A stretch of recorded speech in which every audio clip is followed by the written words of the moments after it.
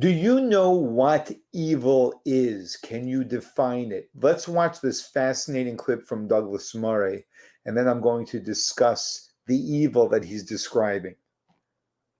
One of the things that has struck me a lot in the last year has been that and I've made this comment a couple of times in pieces and elsewhere, that the terrorists of the 7th in particular were deeply gleeful whilst carrying out acts of unbelievable barbarism.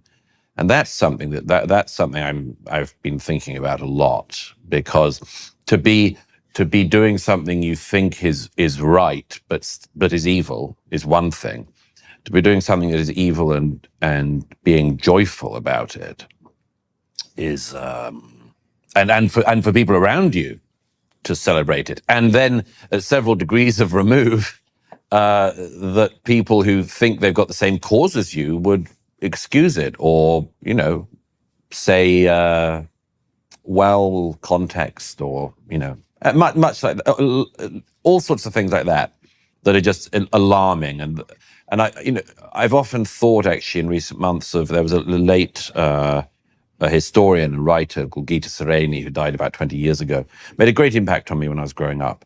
She wrote, among other things, a biography of the child killer Mary Bell, and also the biographies of Stangl, the camp commandant of Treblinka, who she interviewed, and also of Albert Speer. I remember reading an interview with Gita Sareni towards the end of her life, and she was not a religious person, but she said, having spent a lot of her life considering evil and staring at evil and writing about evil, she said it feels like a force that descends. It just manifests, and there's no other explanation for it. It isn't just about some problem in the developmental process, or simply a matter of education or opportunity. Is that on top of all those problems that do exist, sometimes there is an incarnation of evil in the world.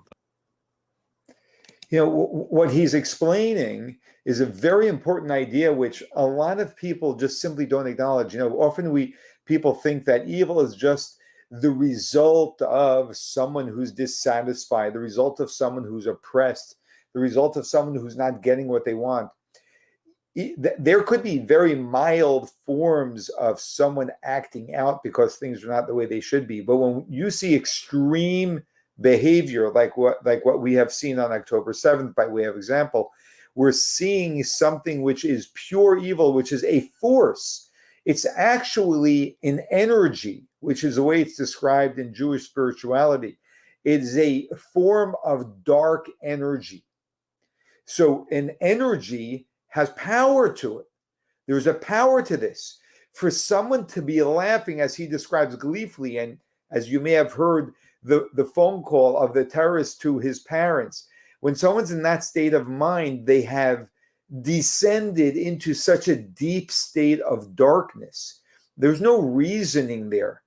And there's nothing that can justify that type of behavior. And the person on that level is not even justifying it. They're in a deep, dark state.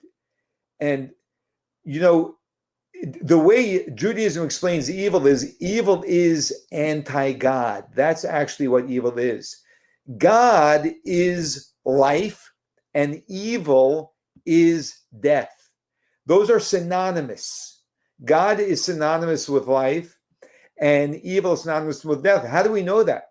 You probably know that because we know that from the very first time human beings did something which was in opposition to God, to the will of God, to the command of God. And that was Adam and Eve when they ate from the tree.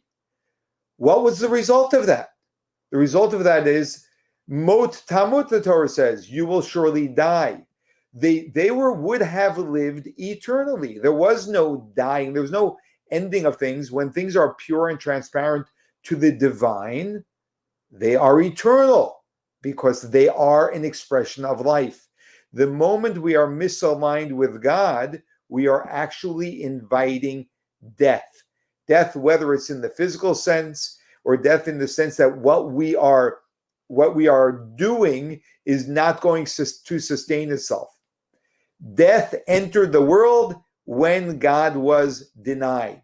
That's why God is synonymous with life and evil is synonymous with death. You don't get a pass to do evil when you are oppressed. You don't get a pass to do evil when you are angry. You don't get a pass to do evil when you're dissatisfied with your circumstances. It's just not the way it works, because the evil remains anti-God.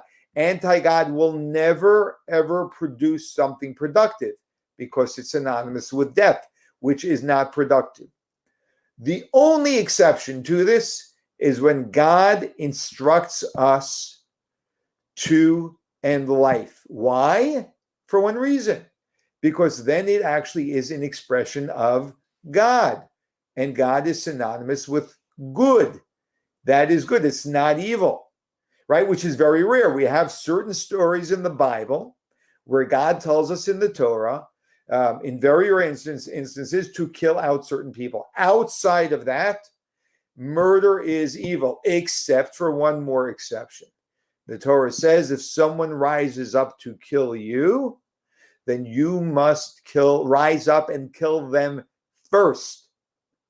That's the reason why when someone attacks or threatens, I should say, threatens your life, you have a duty and an obligation, which is an expression of the divine and becomes holy and good, to kill them. And that is the difference between what Hamas has done and what Israel is doing.